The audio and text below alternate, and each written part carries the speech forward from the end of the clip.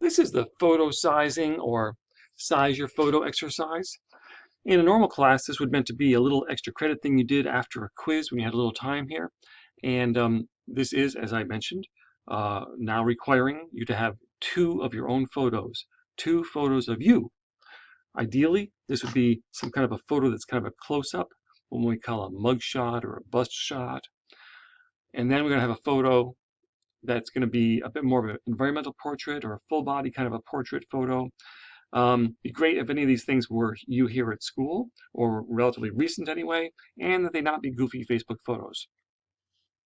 So the point is you're going to make a root folder. There's going to be no HTML documents in it, just 3 versions of each photo. Don't disturb your original photo. Keep the original safe, the original full-size photo. These are all going to be sized photos for different sizes. Now, what sizes are you going to use? Now, all of a sudden, you're going to start to realize this is not unlike some of the other photo sizing exercises that we did. In fact, I've included the instructions here that were from back in that photo sizing exercise we did before.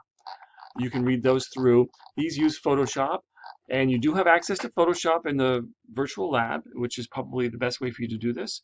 On the other hand, if you've been using Pixlr and you're getting used to it and you like it, you can try that out. Or if you have your own copy of Photoshop, of course you can use that.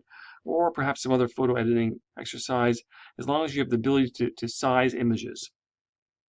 And not just crop them, but truly size them to 72 ppi or dpi, which is our web standard resolution, and then also to the certain widths. Now, what widths are you going to use? And we're really talking about widths here, because the depths, we don't really care about that much, but we always care about widths, because we have a restricted width on our websites. And depth, it can just keep on flowing, right? So if you have a mugshot kind of photo of yourself, probably the smallest you'd use it would be like 300 pixels, and you might use it 400 pixels, you might use it 500 pixels, something like that. And that's what you're going to do. You're going to do a save as for that photo. You're going to call it your name and photo 1, and you're going to save it as like a 400, a 300, and 200. Those are pretty small. Let's say 400, 500, 600. I'm not giving you the exact numbers to use because it kind of depends on how big you might use that photo.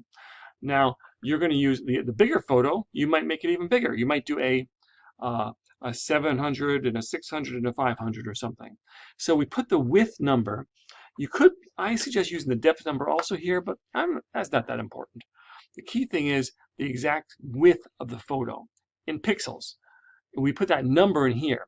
So what's going on here? The idea is, it's not unusual for us on the web to take a photo we know we're going to use, but we don't know how big we're going to use it yet, but to size it in a bunch of reasonable sizes and put it in a folder and have it just waiting to go. Then when we know how big we want to use it, we'll just grab the photo that is that width.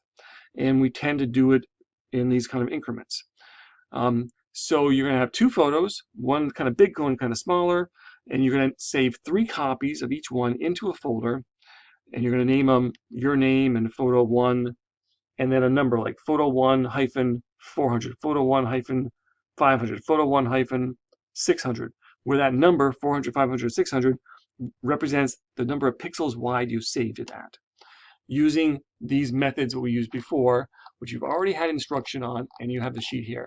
So I'm not going to go any more depth. I'm not going to show you how to do this in Photoshop because you should have already had this experience. So give this a try, and then in the end, there won't be any HTML documents. It'll just be a folder with these photos. But whatever you do, keep your originals safe and protected. They don't go in this folder.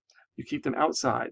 These are save as. These are save for webs, so that it doesn't disturb your original. Don't overwrite your originals. You're going to need them again in the future sometime.